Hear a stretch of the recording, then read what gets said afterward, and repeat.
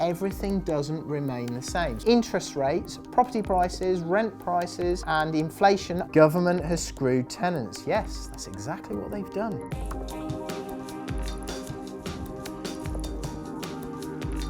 Hello, Mark Homer here and welcome. Okay, so it's the end of the year and I'm going to do a Q&A on some of the videos that I've done. When a video goes up on YouTube, there are questions below or comments below, so I'm going to read some of them out and I'm going to comment.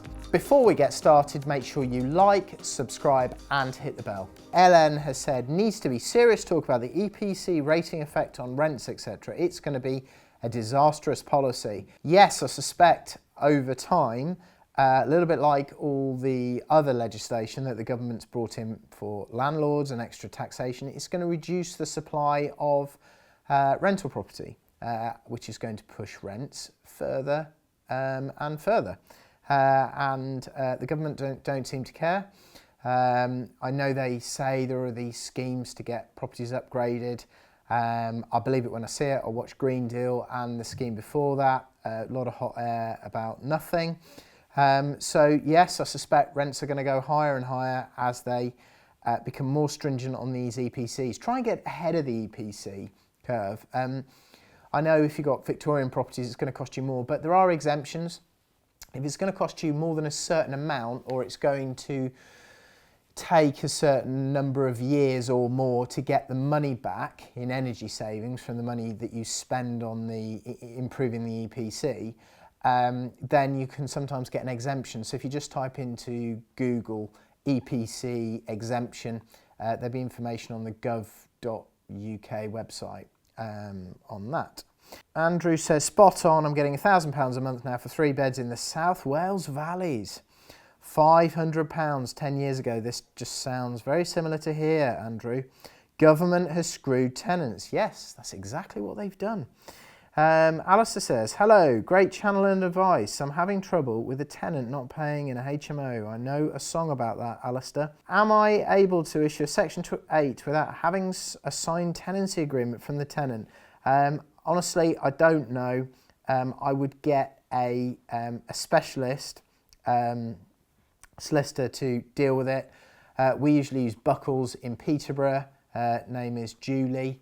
I can't remember her surname, but they usually make the application to the court for us. There's usually a way of evicting, even if there's no tenancy agreement. You know, it might take longer, there might be more hoops, but they're not going to be stuck in there, I don't think. Okay, so we've got this great property report. If you just go down below and click the link, it'll come straight down to you. Go download it now. So Stevie says, hello Mark, nice video. Point of interest, you kept referring to 5% rent increase using Section 13. Yeah, that's true. 5% I think is what our local fair rent officer tries to tell us, that we shouldn't be increasing the rents more than. But the reality is I don't think there is a sort of hard sort of top line increase. I think it needs to be market rate, and then there's probably not a lot, as long as we supply comparables to her, there's not a lot she can sort of argue with there, as long as you make your rent increases up to market rate. What are your thoughts on conservative approach of starting from an estimated post-construction GDV and peeling back the required equity in the project, say 25% minimum on holding costs, financing costs, required cash on cash return on any money left over in your deals, net cash flows, refinancing, ratios? Most investors, I think, may not be so bold as to take on such a massive project. So yeah, I mean, generally I'll insist on 30% net profit on a project, and that's after all the costs have gone in, which would be the purchase price of the building or the land, the construction costs, all of the other costs, you know, professionals, bank interest, everything, all in the pot. I probably want at least 30% profit on GDV. What else we got? Lots of comments here about Mr. Farage.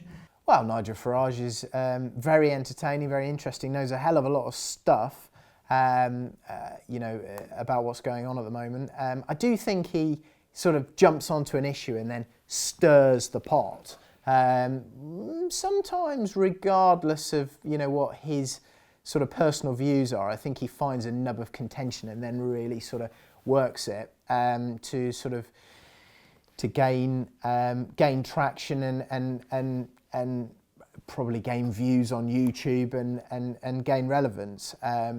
But yeah, I suppose most politicians and most sort of media personalities do the same to some extent. I just think he's particularly good at it.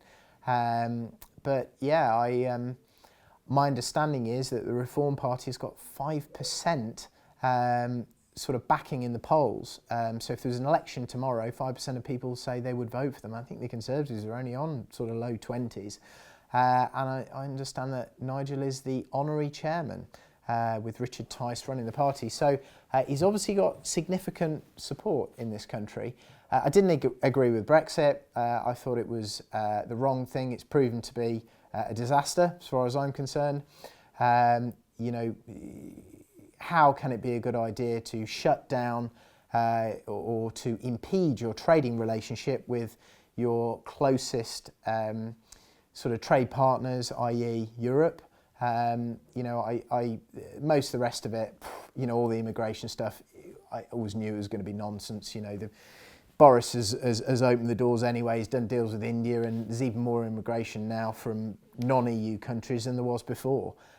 So that's solved nothing for the people that wanted to reduce immigration. Economically, in terms of trade and lots of other things, I think it's been very negative. I think Boris campaigned on that issue. Whether he really believed in it or not, who knows? Probably not. He probably doesn't even know what he believes in.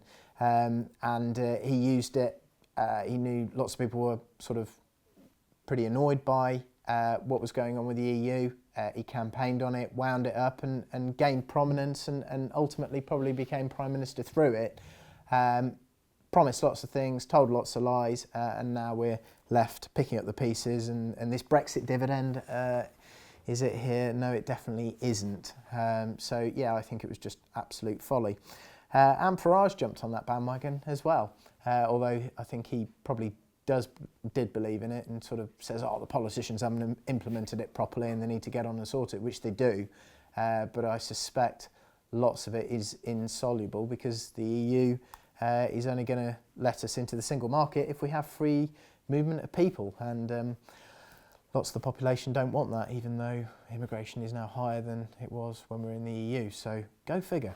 I think Nigel, when we first met him, did the podcast, did the interview with him, surprised me in some ways. I knew he was a good speaker and I knew he was very good with people and sort of listening to their concerns and engaging with them. But even privately off camera, he is a complete pro at that stuff. I suppose he practiced 20 years in the European Parliament and in politics.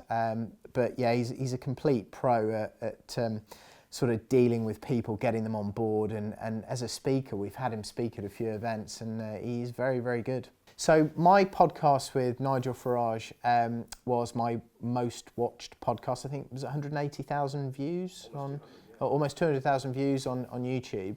And I think lots and lots of people wanted to watch that, clearly because he was on it. And I think a lot of the stuff which he sort of clamps onto, bones of contention and things that are winding people up, I think he's very, very good at sort of getting in there and stirring the pot. And he's responding to, he's talking about energy. I watch him on GB News. It's called Farage at 7 o'clock on GB News. And he's talking about energy. He has loads of experts on, talking about how sort of net zero and a lot of these targets have been nonsense and how the transition to, having clean energy has not been managed very well. We haven't built enough nuclear power stations. He's obviously often going off in boats into the English Channel, filming migrants coming in, throwing their mobile phones overboard. Not sure how productive that is, but then he goes to the sort of hotels and sees them checking into local towns and cities, which is obviously annoying people a lot. So I think lots of people sort of watch him because of that. I think lots of people would love to see him as Prime Minister. He sort of holds himself out as the forgotten majority. I think to some extent, maybe that's true. yeah, there's it's quite interesting and you know, quite important that there's somebody there sort of going up against the wokeists and the virtue signallers. This person here, the Wicked Witch of the West, says buy-to-let is basically pointless now. Well, I don't agree with that. I think there are lots of properties which are cheaper and going to be even cheaper shortly. Yields are obviously rising because rents are going up. The prices of properties that you will purchase is going down. So I think in the medium to long term, the purchases you make over the next few years will be much better than those that you made in, say, 2021 and maybe the first half of 22. Yeah, and what else are you supposed to do with some equity you have in your residential property? Well, you know, having it in your residential property and offsetting mortgage interest rates of 5% is not a bad start. But, you know, if you have got cash, I would also invest in tracker funds.